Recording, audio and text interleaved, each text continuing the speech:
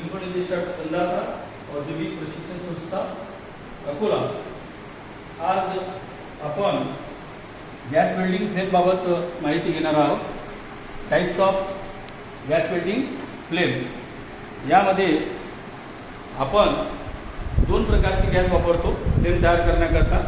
जो एक गॅस आहे त्याला म्हणतात सपोर्टिंग गॅस आणि एक फ्युएल गॅस किंवा इन्फ्लेमेबल गॅस।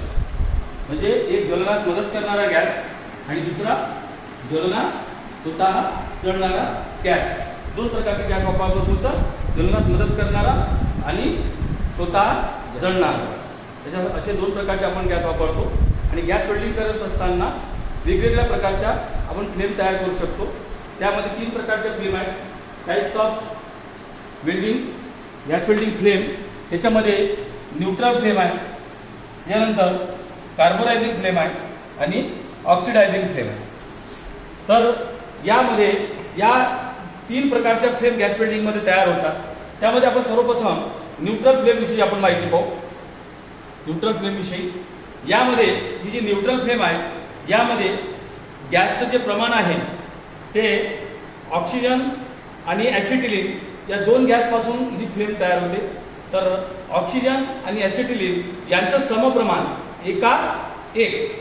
न्यूट्रल फ्लेम तयार करण्याकरता ऑक्सिजन आणि ॲसिटिलीनचं प्रमाण जे आहे ते एकास एक आणि या फ्लेमचं जे टेम्परेचर आहे ते 3200 डिग्री सेंटीग्रेड असतात। आणि ही जी फ्लेम आहे हिचा जो उपयोग आहे हा MS म्हणजे माइल्ड स्टील करता याचा उपयोग होतो। त्यानंतर ती दुसरी जी फ्लेम आहे ती जी फ्लेम तयार होते ही कार्बोनायझिंग फ्लेम। या कार्बोनायझिंग फ्लेम मध्ये जे गॅसचं प्रमाण आहे याच्यामध्ये ॲसिटिलीन 2 भाग आणि ऑक्सिजन 1 भाग, म्हणजे ॲसिटिलीन जास्त असतो, ऑक्सिजन कमी असतो। या फ्लेमचं टेम्परेचर न्यूट्रल फ्लेमपेक्षा कमी असते, म्हणजे 3100 डिग्री सेंटीग्रेड टेम्परेचर राहते त्याचं। आणि या फ्लेमचा जो उपयोग आहे हा जास्त आपल्या ॲल्युमिनियम वगैरे साठी सुद्धा केला जातो किंवा MS साठी सुद्धा केला जातो। त्यानंतर ते तिसऱ्या प्रकारची जी फ्लेम तयार असते ही जी फ्लेम आहे त्याला ऑक्सिडायझिंग फ्लेम म्हणतात। याच्या नावावरूनच कळते ऑक्सिडायझिंग फ्लेम म्हणजे याच्यामध्ये ऑक्सिजन जास्त आहे, म्हणजे 2 भाग ऑक्सिजन आणि 1 भाग ॲसिटिलीन या कॉम्बिनेशन ही फ्लेम तयार होते।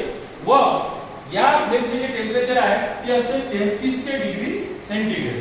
3300 डिग्री सेंटीग्रेड। आणि ह्या फ्लेमचा उपयोग असतो याच्यामध्ये थोडाफार आपण या फ्लेमचं टेम्परेचर जास्त असल्यामुळे पत्र्याच्या कटिंग सुद्धा आपण याच्यापासून करू शकतो आणि वेगवेगळ्या प्रकारचे धातू सुद्धा आपण बिल्डिंग करू शकतो।